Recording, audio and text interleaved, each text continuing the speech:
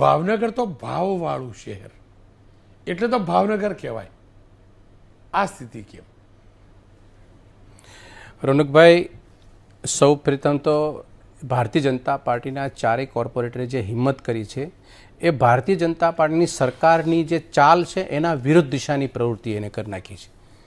અને હું એને અભિનંદન એટલા માટે આપીશ કારણ કે આપણા દેશની અંદર ગૃહ રાજ્યમંત્રી ગુજરાતના, આપણા રાજ્યના ગુજરાતના ગૃહ રાજ્યમંત્રી, બધી જગ્યાએ ભારતીય જનતા પાર્ટીનું શાસન, અને તમારી સ્ક્રીન ઉપર જે જોવા મળે છે 1, 2, 3, 4, 5, 6, 7 કિસ્સાઓ જે છે કાયદો અને વ્યવસ્થાનો. તમારો સવાલ સ્ક્રીન ઉપર શીર્ષક માર્યું છે કેમ કથળે છે કાયદો અને વ્યવસ્થા.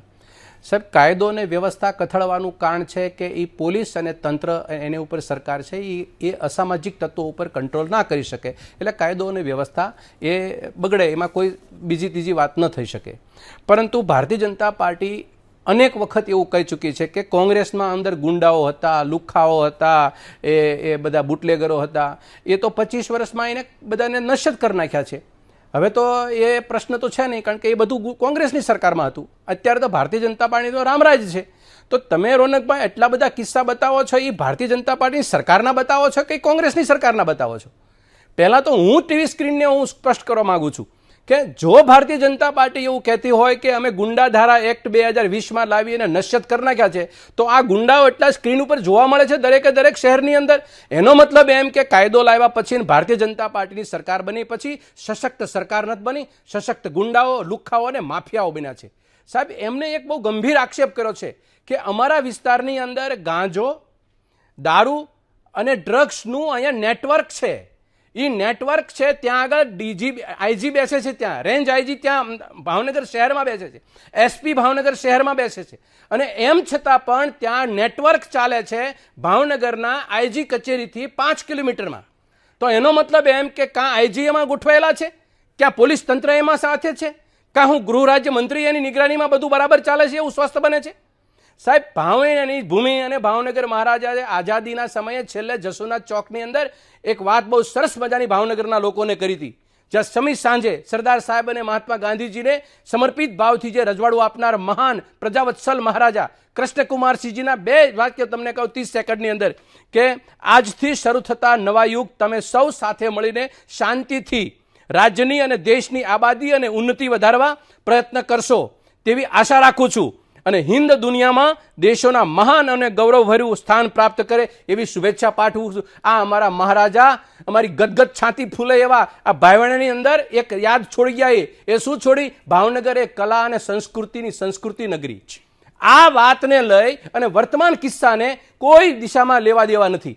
હું તમને રોનકભાઈ એક સવાલ પૂછું કે સામાન્ય રીતે કાયદો અને વ્યવસ્થા જે આ કથળે છે, આ પરિસ્થિતિનું નાજુક બને છે અને એક પછી એક કિસ્સા બને છે. સાહેબ, મેં 19માં પત્ર લખ્યો હતો આઈજીને, અને એ વખતે 200 મર્ડર 1 વર્ષની અંદર ભાવનગરની અંદર.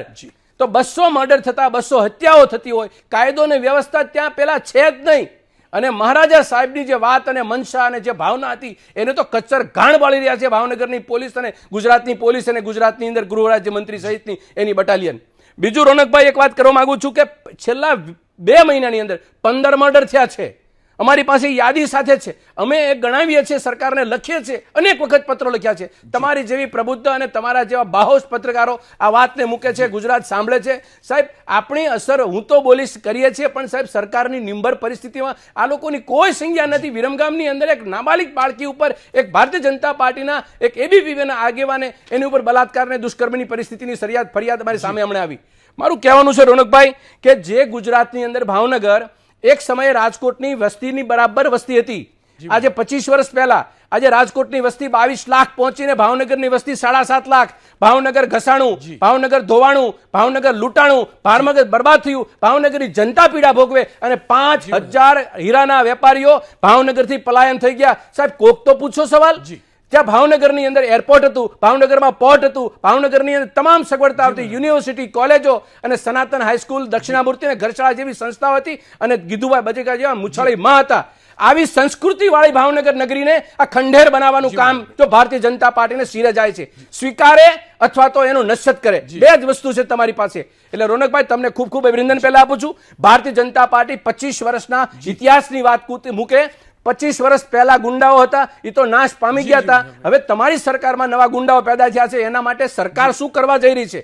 આવનારા દિવસોમાં આ ગુંડા ફૂલે ફાલી અને નેટવર્ક જે ડ્રગ્સ અને ગાંજાનું છે એ તમારે આગળ વધારવાનું છે સરકારની મંશા પ્રમાણે, કે આ ગુંડાઓને નશ્યત કરવાના છે, કે તમારા કોર્પોરેટરની વાતને સાંભળી અને કોર્પોરેટરની વાતને લઈ અને તમારે એને નશ્યત કરવાના છે?